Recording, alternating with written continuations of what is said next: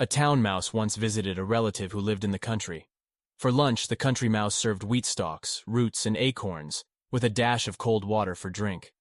The town mouse ate very sparingly, nibbling a little of this and a little of that, and by her manner making it very plain that she ate the simple food only to be polite. After the meal, the friends had a long talk, or rather the town mouse talked about her life in the city while the country mouse listened. They then went to bed in a cozy nest in the hedgerow and slept in quiet and comfort until morning.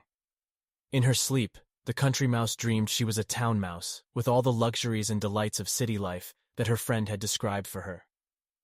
So the next day when the town mouse asked the country mouse to go home with her to the city, she gladly said yes. When they reached the mansion in which the town mouse lived, they found on the table in the dining room the leavings of a very fine banquet. There were sweetmeats and jellies, pastries, delicious cheeses, indeed the most tempting foods that a mouse can imagine. But just as the country mouse was about to nibble a dainty bit of pastry, she heard a cat mew loudly and scratch at the door. In great fear, the mice scurried to a hiding place, where they lay quite still for a long time, hardly daring to breathe. When at last they ventured back to the feast, the door opened suddenly, and in came the servants to clear the table, followed by the house dog.